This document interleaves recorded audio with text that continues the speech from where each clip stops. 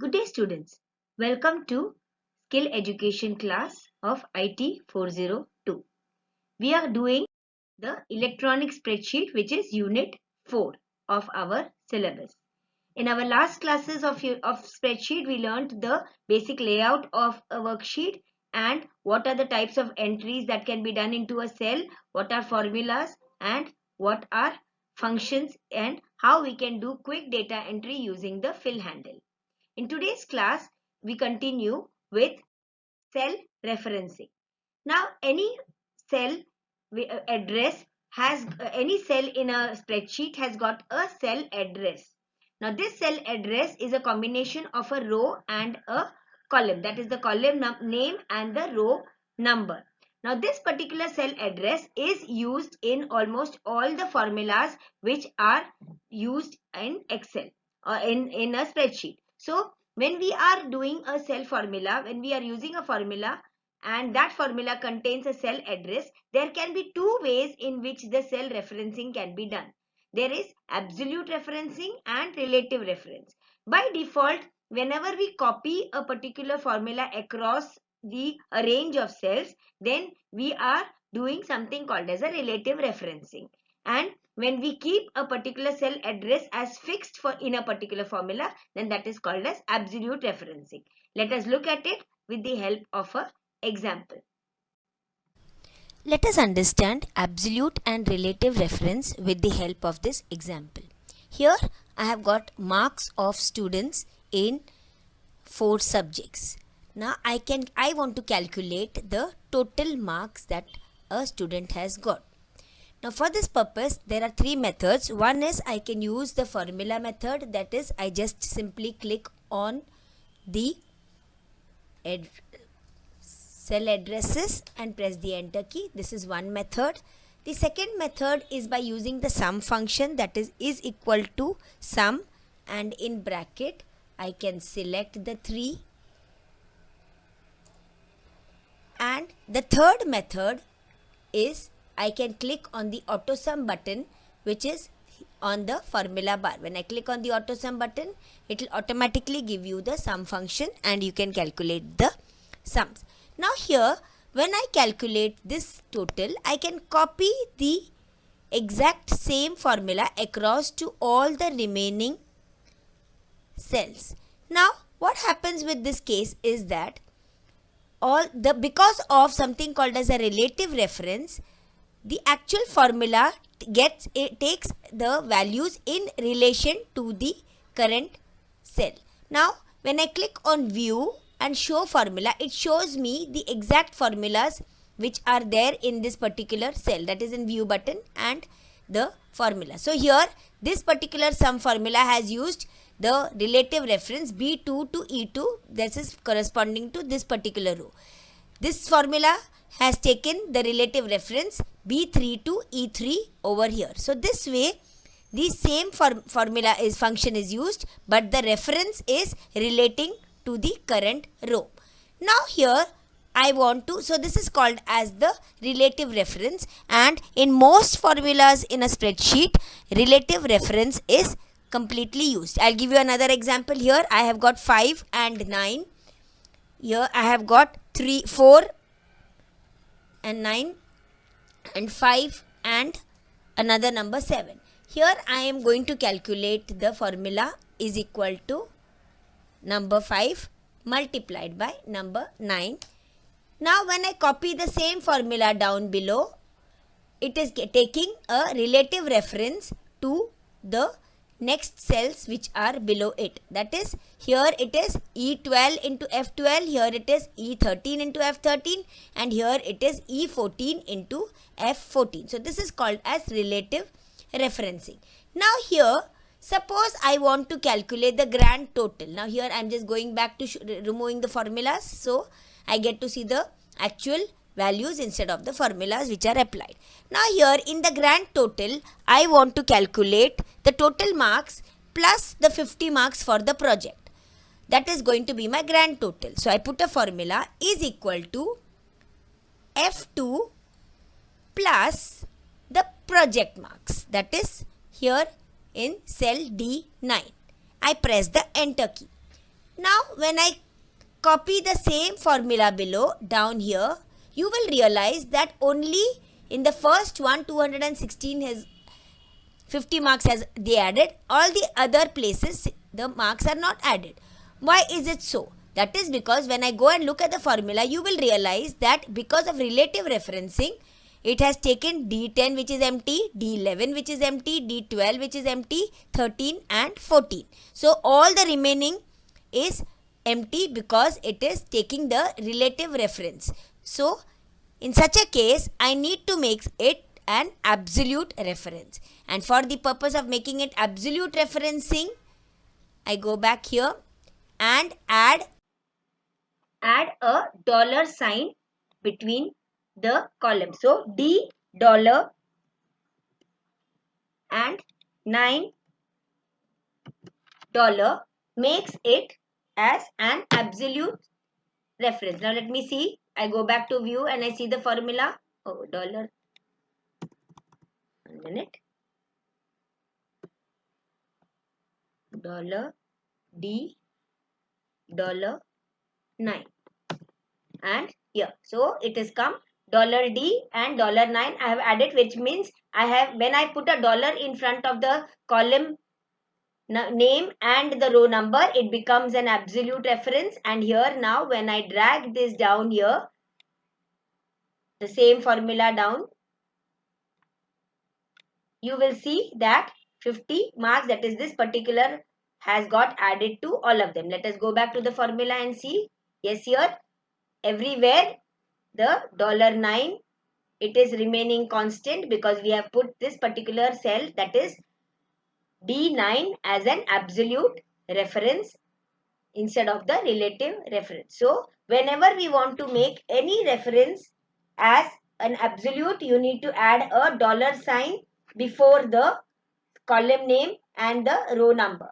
Suppose I want to make it as a mixed reference, then I can add only, if I want to keep the row constant and keep changing the columns, then that I can do with the help of by keeping the dollar sign only before the row. Similarly, if I want to keep the column steady and change the row numbers, I need to put a dollar sign just before the column. So that is called as mixed referencing, which is, we are not using it right now. So I hope you have understood what is the difference between a relative referencing and an absolute reference. In absolute reference, the cell remains constant and you can use it in any formula. The next part of our chapter is sorting and filtering of data in a spreadsheet. Sorting means arranging data in ascending and descending order, and filtering of data means taking out data from the entire spreadsheet depending upon a particular condition. So let us have a look at both of these features. Let us now look at a good feature of spreadsheets, which is the sorting and filtering feature. Now for filtering and sorting of data, you can select the data and click on the data sort option. Sorting means arranging the data in ascending and descending order. Now when I click on the sort button, it opens up the sort dialog box, which asks me on which field I want to sort the data. So let's assume I want to sort the data alphabetically in name in ascending order, that is A to Z. I click on ascending order and click on OK. So here the names are sorted in ascending order, that is from A to Z. Suppose I want to sort the total, that is the grand total, in the ascending or descending order. Similarly, I can go to the data option, click on sort button, and this time I want to sort it by the grand total. Grand total in ascending order or descending order according to my choice. So in descending order means from the highest to the lowest marks, and ascending order means from the lowest to the highest mark. So this way I can sort the data in whichever order I want to. There are multiple levels of sorting which I can do. For example, if I have got two Rahul, okay, I have got two Rahuls and I want to sort. So how will it sort the two Rahuls, because there's no difference between the two names. So I can do something called as a multiple sort option. So click on, suppose I sort by name, only by name in ascending order, then you will see the two Rahuls come together. But then you do not know how you want it, whether the higher or the lower one if you want, then you can select on sort name and then by the grand total in the descending order or ascending order, whichever I want to, I can sort it. So now Rahul here, now it is in descending order or ascending order, according to that it gets sorted. So this way you can have multiple levels of sorting of the data. Suppose you want to sort the data in the maths according to the maths marks from highest to lowest, or from the lowest to highest, or any other way we can do it very quickly. This is called as sorting of data, means arranging data in ascending or descending order.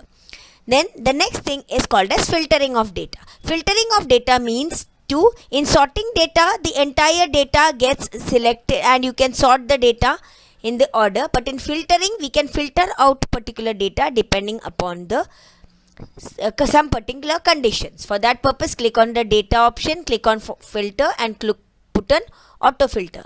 Automatically filters come up on the column headings. Now here I want to, suppose I want to filter out data for those students who have got less than 250 marks.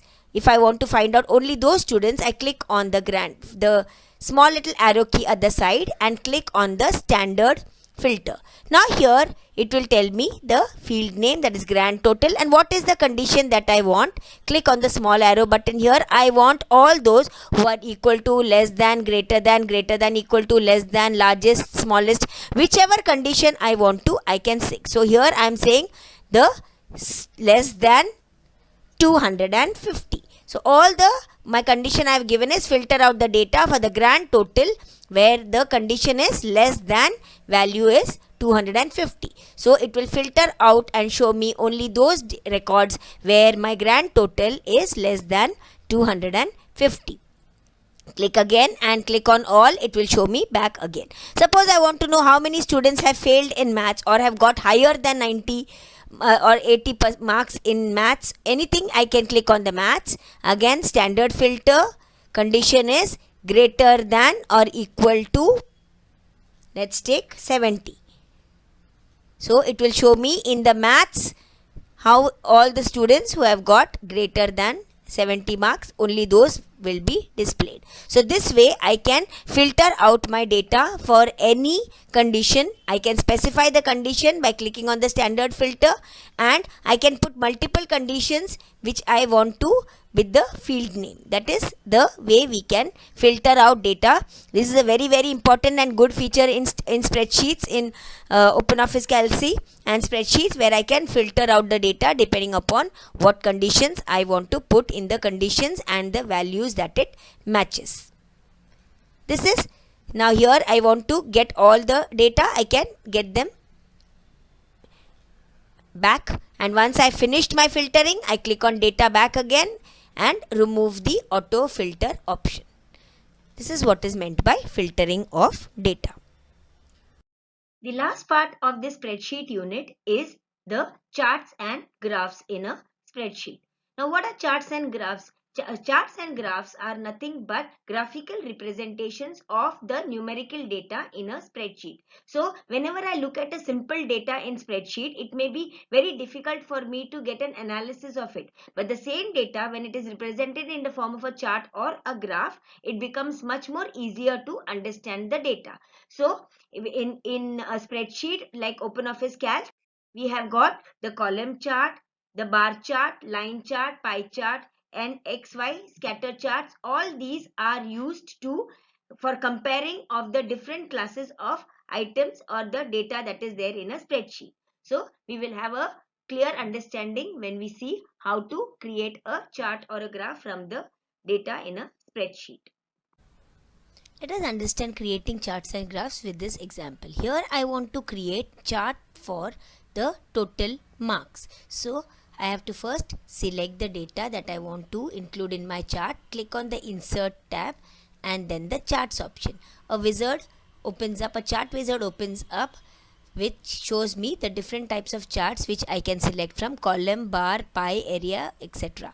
click on the, once we have selected the chart and the subtype of the chart, whichever type I want to, I can click on the next button, which gives me the data range of the cells. I can select it. I have already selected it over here, so I need not select it. Otherwise, I can click back here, go and select the data range. Next, I have to click this, that my first row is the label row and my column is also the labels, so that it can be considered in the chart.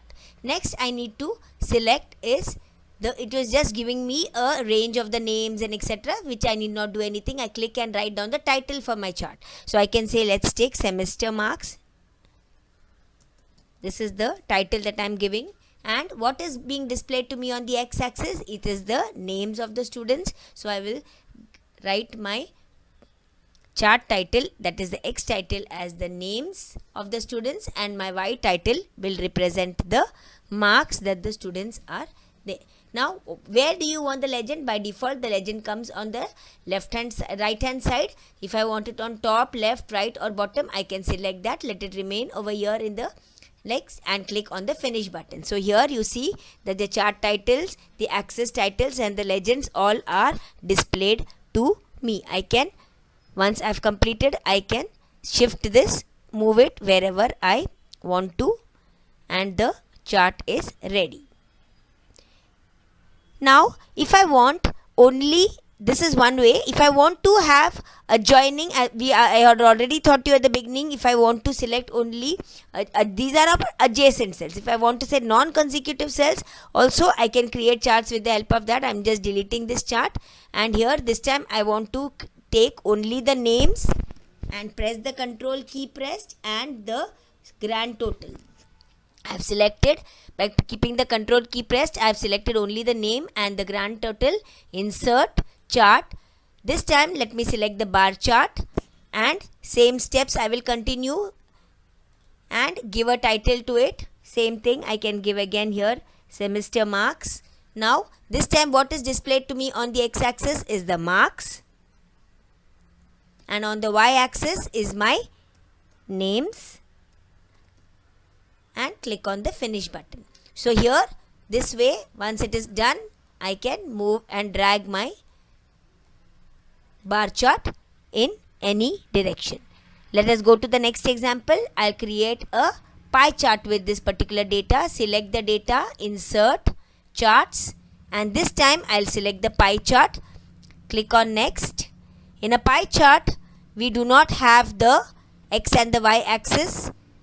I can simply here say election results.